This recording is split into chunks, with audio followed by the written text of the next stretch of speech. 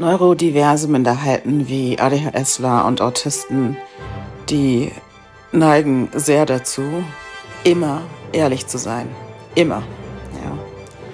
Und dadurch, dass wir Experten sind, ein Großteil von uns, was Pattern Recognition und so weiter angeht, kann man sagen, dass es eine Art Superkraft ist. Ja. Das Blöde ist halt nur, dass die Gesellschaft sich lediglich auf die Defizite konzentriert. So wie in der Schule. Da konzentriert sich jeder auch immer nur auf die Defizite und kaum auf die Stärken. Das ist gut, das Kinder ab und zu loben. Das ist, glaube ich, in Deutschland erst vor 2 Jahren aufgetreten, dieses Phänomen. Ja. Aber eigentlich haben die Pädagogen davon Tuten und Blasen gar keine Ahnung. So, ich hatte gestern früh genau, saß ich in einem Meeting und wir sind so einen Kurs durchgegangen über Resilienz und so weiter. Ich habe ja auch ein Buch darüber geschrieben. Ich glaube, ich habe sie da vom Markt genommen. Resilient, a Mom versus German Schools. Es wurde vor Gericht auf jeden Fall gegen mich vorgebracht. Daran kann ich mich noch erinnern. Ja, wie immer halt. Ja. Wenn ich irgendwas poste, die Narzissten rennen los. Oh, Christine hat aber bäh. Ich meine, hätte das der Richter nicht mal checken können? Das ist wie jemand, der auf dem Pausenhof immer zum Lehrer rennt und alle 2 Sekunden ein neues Problem hat, obwohl gar nichts passiert ist. Man muss den Dingen auch mal auf die Spur gehen. Man kann nicht immer jedem Idioten alles glauben. Ja, man muss sich auch die andere Seite anhören können. Wie auch immer. Ich versuche heute meine Emotionen rauszulassen, wie man merkt. Wir saßen also gestern in diesem Meeting und sind diese ganzen Punkte durchgegangen. Und da kamen wir zu diesem Punkt, wenn Missbrauchsopfer oder Narzissmus-Missbrauchsopfer eben versuchen zu vergeben. Man sagt ja immer, in der Spiritualität, in der Religion, in allen möglichen moralischen Hinsichten, was Werte, menschliche Werte angeht, sagt immer jeder, du musst vergeben, damit du frei bist. Ja, ich bin im Prinzip auch der Meinung. Aber was ist, wenn man jahrelang von jemandem missbraucht wurde? Wenn derjenige niemals einsehen wird, was er falsch getan hat, sich niemals entschuldigen wird und sich vermutlich auch niemals ändern wird, ist man dann verpflichtet zu vergeben? Wir waren uns gestern am Tisch alle einig. Nein, man muss Narzissten nicht vergeben. Man muss gar nichts, ja?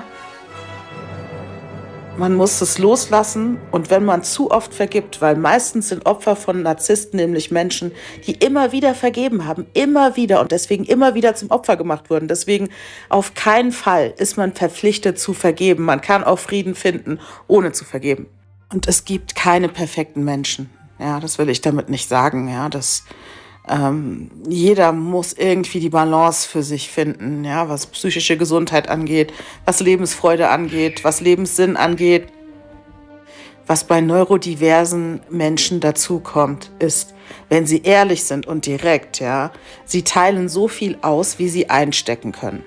Das heißt, man ist ehrlich und direkt, man ist selbstreflektiert, man ist sachlich. Es erinnert einen manchmal ein bisschen an Sheldon Cooper oder Mr. Spock. Ja, leicht, nicht 100%. Ich will es nicht übertreiben, ja. Aber die Tendenz geht doch dahin und man ist halt eher logisch und man sagt Dinge und konfrontiert Menschen, die daraufhin mit Ego und höchst emotional reagieren und es total persönlich nehmen. Eben weil die meisten Menschen, die neurotypischen Menschen, anders verdrahtet sind im Kopf, meist nicht so reflektiert sind, ja, meist eben nicht so logisch denken und das dann total persönlich nehmen, ja. Und wenn es um Kritik geht und Konfrontation, da entstehen oft zwischenmenschliche Konflikte, aber mit neurodiversen Menschen entstehen die einfach viel schneller, ja. Also ich könnte jetzt jemandem was sagen und ich selber, wenn mir das jemand sagen würde mir das nichts ausmachen, ja. Aber wenn ich es dieser Person sage und ich bin eben brutal ehrlich, ohne brutal sein zu wollen, also ich gebe mir wirklich Mühe, niemandem auf die Füße zu treten. Das Dumme ist nur, es funktioniert nicht, ja. Weil selbst meine empathische, brutale Ehrlichkeit, damit springe ich trotzdem manchmal Menschen auf die Füße. Es passiert, Gott sei Dank, in den seltensten Fällen, und ausschließlich habe ich gemerkt, wenn es Menschen sind, die irgendeine Art Autorität oder Macht ausüben in Bezug auf mich oder meine Familie und dann meinen, aus dem Ego heraus mir oder uns ihren Willen aufzwingen zu müssen. Und das ist wiederum ein anderes Thema. Wie kann denn mir als Mutter jemand nicht zuhören und dann meinen, es besser zu wissen, was das Beste für mich und meine Kinder ist. Das kann doch niemand, ja? Das ist Logik, das ist Logik, das ist gesunder Menschenverstand. Und kritisches Denken und gesunder Menschenverstand ist in unserer Gesellschaft einfach Mangelware, absolut. Die Menschen können nicht außerhalb der Box denken, die sind nicht lösungsorientiert, die sind problemorientiert und sie suchen immer nur Schuldige, anstatt das einfach mal außen vor zu lassen und sich auf die Lösung zu konzentrieren. Und das ist was mir in Deutschland extrem entgegengeschlagen ist, egal in welcher Hinsicht. Familiengerichtlich, Kommunikation mit dem Anwalt, die Behörden, ja, alle Riesenscheuklappen, ganz kleine Box, in der sie leben, die Schule in Babenhausen, ja.